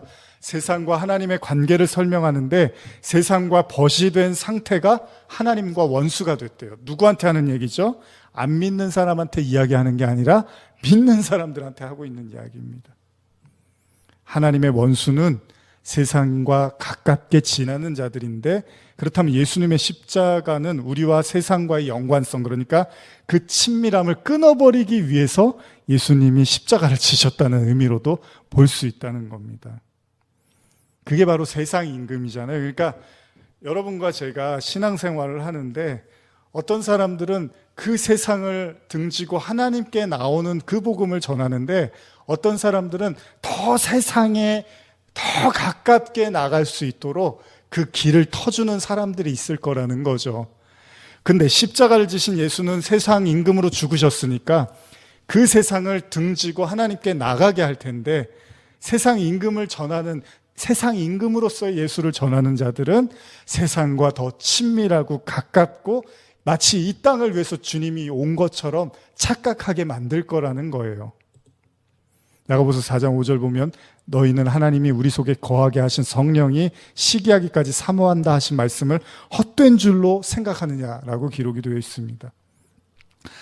갑자기 성령에 대한 이야기가 나오는 거예요. 여기서 야고보서 4장 5절을 현대어로 읽어드릴게요. 하나님께서 우리 속에 살게 한 영을 질투할 정도로 사랑하고 지켜준다고 하신 성경의 말씀을 제대로 알고나 있습니까? 현대인의 성경도 한번 제가 읽어드릴게요. 하나님이 우리 속에 살게 하신 성령님은 우리를 질투하시기까지 사랑하신다는 것은 성경 말씀을 여러분은 하찮은 말로 생각하십니까? 이렇게 써 있습니다. 제가 여러 가지 번역판들을 봤는데 이 무슨 얘기냐면, 어떤 의미는 하나님은 우리 안에 계신 성령을 시기할 정도로 우리를 사랑한다는 뉘앙스로 해석할 수 있고요. 어떤 경우에는 우리 안에 거하시는 성령께서 우리를 너무 사랑한 나머지 시기하고 질투할 정도다라고 말하기도 합니다. 핵심은 뭡니까? 하나님이 여러분과 저를 너무 사랑한다는 거예요. 근데 동시에 이것은 하나님이 우리가 세상과 벗이 되는 걸 절대 용납하지 않겠다는 의미도 있습니다. 그러니까 세상과 벗을 하고자 하는 자는 세상 임금, 그러니까 저와 여러분들 안에 있는 세상 임금 있잖아요. 그건 반드시 십자가에 못 박히게 만들 거라는 거예요. 그런데 그 십자가에 못 박혀야 될 저와 여러분들 안에 있는 세상 임금으로서의 나를 오히려 부추기고 오히려 더 발전시키게 하고 더 크게 만들려고 하는 그런 존재들이 나타날 거라는 거예요. 그는 나와 아무 상관이 없다고 예수님이 말씀을 하시는 거죠. 요즘 제가 여러분들한테 자꾸 내 안에 계신 주님 이런 말씀 많이 드리잖아요. 마지막 때 예수님이 나타나신다 하더라도, 심판의 날 주님이 나타나신다 하더라도 여러분과 제 안에 그 그리스도가 없으면 심판의 주님이라고 제가 말씀드리죠. 그걸 제가 열처녀의 비유로도 지난 주일날 말씀을 드렸는데, 똑같이 열처녀가 신랑을 기다려요. 그런데 신랑이 왔어요. 그러면 10명을 다 데려가야 되는데 5명만 데려가더라는 거예요. 누구요? 기름을 가진 자들. 그래서 제가 자꾸 우리 안에 있는 그리스도의 영, 성령, 그리스도, 하나님이 내 안에, 내가 하나님 안에, 주님 안에, 주님이 내 안에, 이 얘기를 제가 수십 번 말씀을 드리는 게 이게 가벼운 얘기가 아니라는 거예요. 우리는 막연하게 시간의 끝에 언제 나타나실 그 주님이 오시면 구원해 주실 거야라고 믿고 있지만, 그 주님은 기름을 갖지 않은 자에게는 심판의 주님으로, 멸망의 주님으로 도래할 거라는 거예요. 그러니까 우리가 주목해야 될 것은 뭐죠? 여러분과 제 안에 정말로 기름이 준비되어 있는가를, 이게 제일 중요한 거예요. 이거보다 더 중요한 게 없는 거예요. 그게 열처녀에 비해서 아주 여실하게 보여주고 있는 거예요. 기다리는 게 중요한 게 아니라 준비되어 있어라, 깨어 있어라. 우리 이런 말 되게 많이 하잖아요. 저도 중학생 때부터 아주 깨어 있으라 이 말만 듣고 살았던 것 같아요. 근데 깨어 있고 준비하는 게 뭘 준비하고 뭘 깨어 있냐면 그 기름을 가지라는 거예요. 그 성령, 그 그리스도, 그 주님이 내 안에 계시지 않으면 그 마지막 그 시간에 오시는 그 주님은 나에게 심판의 주님으로 임할 수 있다는 거예요. 왜? 거듭나지 않았으니까. 그런데 그 그리스도를 말하지 않고 반드시 십자가와 우리가 물과 성령으로 말미암아 거듭나서 들어가게 된 그 하나님의 나라의 그 복음을 얘기하지 않고 그냥 적당히 믿고 이 세상에서 잘 살아야지. 예수님은 뭐 믿었으면 됐지 뭐 그렇게까지 믿을 필요 없어. 그러면은 뭘 그렇게 우리가 이렇게 예배 이렇게 드릴 필요도 없죠. 아니 그냥 한 번 믿고 오늘 내가 믿었습니다. 아멘. 나는 영원히 이제 하나님의 자녀입니다. 하면 끝이죠, 뭐. 근데 뭘 예수님이 뭐 내가 다시 올 때 믿음을 보겠느냐, 이 땅에 믿음이 있느냐, 이런 얘기 굳이 하실 필요도 없죠. 그렇게 간단한 구원이라면.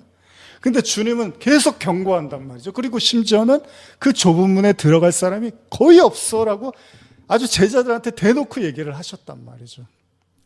세상 임금은요, 여러분 멀리 있지 않습니다.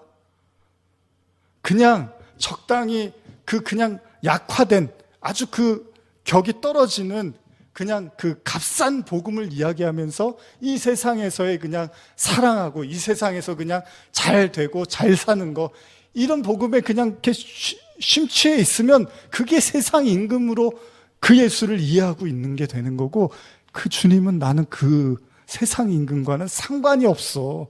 반드시 나의 제자들, 나의 자녀들은 십자가를 통해서 그 성령을 받아야지. 그 하나님의 전을 이루어야지. 하나님이 그 안에 계셔야지. 이걸 얘기하시는 거라는 거죠.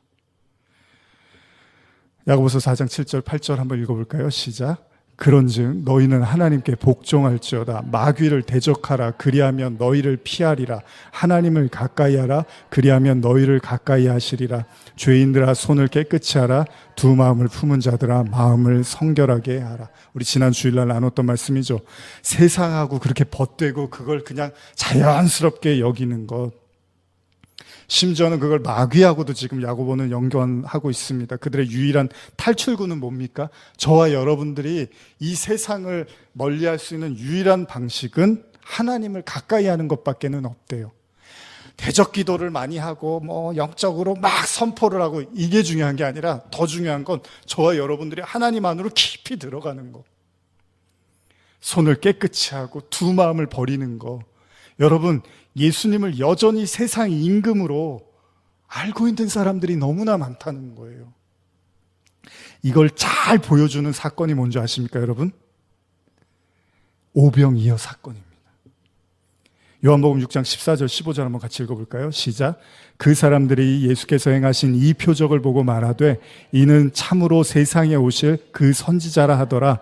그러므로 예수께서 그들이 와서 자기로 억지로 붙들어 임금을 삼으려는 줄 아시고 다시 혼자 산으로 떠나가신, 아주 잘 보여주는 사건입니다. 오병이어 기적이 너무나 좋죠. 훌륭하죠. 배가 부르죠. 잔치집 같죠. 사람들이 술렁입니다. 왜요? 예수님을 세상 임금으로 삼자는 거예요. 근데 예수님은 이걸 너무 잘 알고 있잖아요. 인간의 마음을 너무 잘 알아요. 우리를 배부르게 해주고 우리를 부유하게 해주고 우리를 안 아프게 해줄 수 있는 그 주님을 드디어 찾았다. 이런 주님이면 세상의 임금으로 삼아야지. 그런데 예수님은 세상 임금으로 오신 게 아니라 세상 임금이 되고 싶은 우리의 마음을 대신해서 심판받으신 분이란 말이죠. 아주 쉽게 생각해 보십시다. 세상 임금이 뭡니까? 모든 사람이 칭송하고 모든 사람에게 인기를 누리고 모든 사람에게 유익을 주는 사람 아니겠습니까? 다시 말하면 인간에게는 해가 되지 않는 사람. 그는 항상 정의를 말할 거예요. 가난하고 배고픈 자들을 위해서 일할 거고요. 세상의 평화와 모든 인류를 향한 인류의 애를 가지고 그는 열심히 마지막 순간까지 피와 땀을 쏟을 거예요. 세상 임금은요, 여러분, 절대 세상이 기피하고 싫어하는 사람이 아닐 겁니다. 인간이 임금을 삼고자 하는 그런 사람들이 어떻게 세상에 보기에 싫은 사람이겠습니까? 인간에게도 너무 감동적이고 유익하고, 그래서 모든 사람이 저 사람이면 세상 임금을 삼아도 되겠다라는 그 사람, 그것을 누구보다도 잘 아는 분이 누구였습니까? 예수님이었잖아요. 예수님은 너무 잘 알았어요. 어떻게 하면 사람들이 좋아하고 어떻게 하면 사람들이 자기를 칭송할지를 너무나 잘 아셨지만, 오병이어의 기적이 끝나자마자 예수님은 도망가셨다는 겁니다. 많은 사람들이 저분은 세상의 임금이 될 수 있겠구나, 정치적으로, 경제적으로, 사회적으로, 전 세계적으로 모든 인류를 위한 평화의 메신저, 메시아가 될 수 있겠구나라고 생각하면서 임금을 삼으려고 할 때 예수님이 도망쳐버렸다는 거예요. 실제로 사사기 이후에 사람들은 왕을 원했습니다. 모든 부분에서 빼어난 자, 학식을 갖추고 품위와 교양이 있고 늠름하고 멋진 왕. 근데 그 왕을 세웠더니 가짜 애들하는 거예요. 가짜. 사람들이 원했던 그 왕이 죽은 후에야 비로소 다윗이라는 하나님의 기름 부은 진짜 왕이 세워지더라는 거예요. 여러분, 세상과 벗된 세상 임금은요, 세상을 위해서 존재하는 왕입니다. 세상 임금은 하나님의 나라와는 무관한 사람입니다. 그런 말씀은 오히려 그렇게 세상과 벗됨을 마귀까지라고도 야고보가 이야기를 하고 있다는 거예요. 우리가 꿈꾸는 이 땅에 유토피아를 건설해 줄 왕, 세상 임금 주님은 제자들에게 그는 나와 아무 관계도 없다고 이야기를 합니다. 다시 말하면 예수를 그렇게 말하는 자들, 복음을 그렇게 말하는 자들, 그 밖에 예수만 이야기하는, 우리 안에 거하시는 그 예수, 그 그리스도, 그 성령을 말하지 않고, 그 성전을 말하지 않고 그냥 밖에 있는 예수를 기도하고 찬송하면서 우리의 그 세상의 욕심과 세상의 쾌락을 위해서 그 주님을 믿어버리면 그 복음은 나와는 아무 상관이 없다는 거예요. 그래서 예수님이 성령을 이야기하는, 반드시 성령을 받아라. 그래서 바울은 이렇게 말합니다. 고린도후서 11장 2절 같이 읽어볼까요? 시작. 내가 하나님의 열심으로 너희를 위하여 열심을 내노니 내가 너희를 정결한 처녀로 한 남편인 그리스도께 드리려 중매함이로다. 그러나 나는 뱀이 그 관계로 하와를 미혹한 것 같이 너희 마음이 그리스도를 향하는 진실함과 깨끗함에서 떠나 부패할까 두려워하노라. 만일 누가 가서 우리가 전파하지 아니한 다른 예수를 전파하거나 혹은 너희가 받지 아니한 다른 영을 받게 하거나 혹은 너희가 받지 아니한 다른 복음을 받게 할 때에는 너희가 잘 용납하는도다. 제가 신년이 되면 하나님의 나라에 대해서 4번에 나눠서 설교를 하려고 그러는데, 거기서 하나님의 나라는 말에 있지 않고 능력에 있다라는 구절을 가지고 한 주를 설교를 할 건데, 이 말이 사람을 잡는 거예요. 예수님이 말이 영이라고 하죠. 이 인간의 말이 사람을 현혹시키고 사람을 푹 빠지게 만들어서 나중에 조종을 해버려요. 그게 마귀, 악마, 사단의 말이라는 거죠. 예수님은 그 말로부터 우리를 끄집어내주는 거죠. 하나님의 말씀으로 우리를 세워버리는 거란 말이죠. 그런데 지금 바울도 이야기하잖아요. 나는 지금 열심히 하나님하고 너희를 이렇게 어떻게든 만나게 해주려고 중매자로서 이렇게 최선을 다하는데, 그럼에도 불구하고 다른 복음에 우리가 취해서, 다른 복음에 우리가 빠져들어서 그 하나님한테는 관심이 없고 그 세상 일들에 푹 빠져서 사는 다른 복음을 받고 있는 그 너희들에 대해서 내가 참 걱정스럽구나라고 이렇게 이야기를 하고 있다는 겁니다. 고린도후서 11장 10절에서 15절도 읽어볼까요? 시작. 그리스도의 진리가 내 속에 있으니 아가야 지방에서 나의 이 자랑이 막히지 아니하리라. 어떠한 까닭이냐? 내가 너희를 사랑하지 아니함이냐? 하나님이 아시느니라. 나는 내가 해온 그대로 앞으로도 하리니 기회를 찾는 자들이 그 자랑하는 일로 우리와 같이 인정받으려는 그 기회를 끊으려 함이라. 그런 사람들은 거짓 사도요 속이는 일꾼이니 자기를 그리스도의 사도로 가장하는 자들이니라. 이것은 이상한 일이 아니니라. 사탄도 자기를 광명의 천사로 가장하나니 그러므로 사탄의 일꾼들도 자기를 의의 일꾼으로 가장하는 것이 또한 대단한 일이 아니니라. 그들의 마지막은 그 행위대로 되리라. 바울도 이야기합니다. 사탄도 자기를 광명한 천사로 가장한대요. 그 얘기는 여러분들이 아시는 말씀처럼 할 수만 있으면 믿는 자들도 다 넘어뜨리게 한다는 거예요. 무슨 의미입니까? 바울은 이 이야기를 시작하면서 자신을 중매장이라고 이야기를 합니다. 중매의 목적이 뭡니까? 오로지 그리스도와 그의 신부를 혼인하게 해주는 겁니다. 다른 것에는 어떤 목적을 가지지 않는 거예요. 내가 중매를 한번 서보면 저 사람이 나한테 양복을 줄까? 저 사람이 나한테 밥을 한번 살까? 그게 목적이 아니죠. 중매자의 목적은 남자와 여자가 서로 만나서 혼인을 하게 하는 거, 이거에만 관심이 있다는 거예요. 바울은 여기에만 관심이 있었어요. 그 외에 다른 것이 목적이 돼서는 안 된다는 겁니다. 그런데 거짓 선지자들은 다른 데 관심이 있다는 거예요.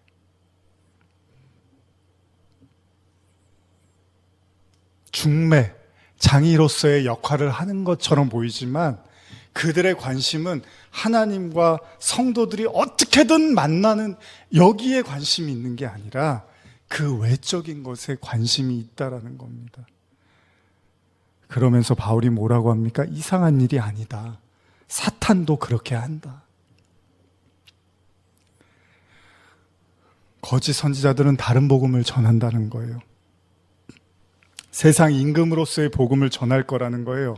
왜요? 왜 예수님이 사람들에게 외면당하셨죠? 왜 예수님이 버림을 받으셨죠? 그가 오로지 하나님 나라만 전했기 때문입니다. 여러분, 오늘날은 안 그럴까요? 예수님이 부활하셨으니까 이제 모든 사람이 예수님을 다 믿나요? 다 그 소식을 듣고 알아도 안 믿잖아요. 오늘날도 똑같아요. 복음을 제대로 전하면 사람들이 거부하게 돼 있어요. 왜? 예수님은 아까 예수님이 뭐라고 합니까? 빌라도에게 신문 받을 때 내 나라는 여기가 아니야. 만약에 여기였으면 내가 내 모든 사람들을 다 동원해서 내가 여기를 정복하고 지배해버렸을 거야. 나의 나라는 하나님 나라야. 적당히 세상과 타협하면서 사람들에게 인기도 누리고 굽힐 때는 굽혀가면서 종교 지도자들이 비위도 맞추고 사람들이 좋아할 말들도 해주고 이런 거 저런 거 다 하면 사람들이 다 좋아하고 다 박수 쳐주고 다 따라갑니다. 그러면 예수님이 최고예요. 그 분야에서는. 세상 임금으로서의 역량은 예수님보다 더한 사람은 없을 거예요. 제자들도 그런 예수를 기대했습니다. 그런데 그 예수가 십자가 지겠다고 떠나버렸어요. 요한복음 18장 33절 한번 제가 읽어드릴게요. 이에 빌라도가 다시 관정에 들어가 예수를 불러 이르되 내가 유대인의 왕이냐? 예수께서 대답하시되 이는 내가 스스로 하는 말이냐? 다른 사람이 나에 대해서 내게 한 말이냐? 빌라도가 대답하되 내가 유대인이냐? 내 나라 사람과 대제사장들이 너를 내게 넘겼으니 내가 무엇을 하였느냐? 예수께서 대답하시되 내 나라는 이 세상에 속한 것이 아니니라. 만일 내 나라가 이 세상에 속한 것들이었다면 내 종들이 싸워 나로 유대인들에게 넘겨지지 않게 하였으리라. 이제 내 나라는 여기에 속한 것이 아니니라. 빌라도가 이르되 그럼 내가 왕이 아니냐? 예수께서 대답하시되 내 말과 같이 내가 왕이니라. 내가 이를 위하여 태어났으며 이를 위해서 세상에 왔나니 곧 진리의 증언에 하려 함이로다. 무릇 진리에 속한 자는 내 음성을 듣느니라. 예수님은 오로지 하나님 나라 외에는 관심이 없으셨습니다. 이게 사람들이 싫어했고 죽이려고 했던 이유였다는 거예요. 충분히 예수님은 세상 임금이 될 수 있었어요. 그러나 예수님은 그게 아니라고 말씀하시는 거예요. 그 세상 임금이 다시 오더라도 그는 나와 관계가 없다고 말씀을 하시는 거예요. 그럼에도 불구하고 세상 임금은 다시 왔습니다. 요한의 때부터 이미 적그리스도들이 성행하고 있다고 말하고 있습니다. 계시록 13장 9절 이해합니다. 누구든지 귀가 있거든 들을지어다. 사로잡힌 자는 사로잡혀갈 것이요 칼에 죽는 자는 마땅히 칼에 죽을 것이니 성도들의 인내와 믿음이 여기 있느니라. 내가 봄에 또 다른 짐승이 땅에서 올라오니 어린 양같이 두 뿔이 있고 용처럼 말을 하더라. 그가 먼저 나온 짐승의 모든 권세를 그 앞에서 행하고 땅과 땅에 사는 자들을 처음 짐승에게 경배하게 하니 곧 죽게 되었던 상처가 나은 자니라. 큰 이적을 행하되 심지어 사람들 앞에서 불이 하늘로부터 땅에 내려오게 하고 짐승 앞에서 받은 바 이적을 행함으로 땅에 거하는 자들을 미혹하며 땅에 거하는 자들에게 이르기를 칼에 상하였다가 살아난 짐승을 위하여 우상을 만들라 하리라. 만일 저와 여러분들이 세상 임금으로 그리스도와 함께 십자가에 못 박혀서 죽지 않으면, 그리고 그 보증으로 주시는 성령을 받지 않는다면, 그 십자가에서 죽지 않고 상했던 상처가 다시 나서 죽지 않고 내려와서 여전히 우리의 그 세상의 임금으로서의 그 인기와 명예를 누리게 하는 그런 복음으로 우리가 예수를 이해하고 있다면 그 예수는 잘못된 예수를 믿고 있는 게 돼버린다는 거죠. 그 예수는 우리를 구원해 주는 예수가 아니라 세상의 임금으로 세상과 버타게 만드는 십자가 이전에 베드로가 붙잡으려고 했던 그 예수, 죽지 마세요, 우리와 함께 있어 주세요, 그 우상으로서 그 자기의 그 목숨을 부지하기 위한 그 자신의 유익을 위해서 붙잡으려고 했던, 예수님이 하나님의 일을 알지 못하는구나 라고 꾸짖었던 그 예수를 여전히 붙잡고 놓지 않고 있다면 우리는 여전히 그리스도와 무관한 사람일 수 있다는 것입니다. 그리스도의 십자가로 말미암아 우리 안에, 저와 여러분들 안에 있는 그 세상의 영이 몰아내어지고 그 예수 그리스도께서 우리의 내면에 거하시는 날, 그 십자가에 매달린 예수만 바라보면서 나의 그냥 욕심만, 나의 그냥 유익만, 나의 그냥 기도 제목만 외치는 그게 아니라 내가 그 십자가에서 주님과 같이 못 박혀서 그 주님이 주시는 생수 성령으로 다시 살아날 때 비로소 주님이 원했던 그것이 바로 제자들에게 말씀하셨던 것들이라는 겁니다. 십자가 외에는 다른 복음은 없습니다. 오로지 십자가로 승리하십시오. 여러분들은 십자가로 세상 임금을 이긴 자들이기를 축복합니다. 십자가로 하나님 나라에 들어가십시오. 성령께서 함께 하시기를 간절히 축복합니다. 기도하시겠습니다. 하나님 아버지 감사합니다. 하나님의 나라를 위하여 이 땅에 오신 주님, 세상 임금이 쫓겨나고 심판받았음에도 불구하고 여전히 예수를 세상 임금으로 삼으려고 하는 수많은 무리들이 있었던 것처럼 지금도 그러합니다. 그러나 주님은 세상 임금으로 이 땅에 오시지 않았습니다. 오로지 아버지의 뜻, 하나님의 나라, 유대인의 왕으로 오셨습니다. 주님, 우리 안에 진리로 임하여 주시옵소서. 예수님의 이름으로 기도드립니다. 아멘.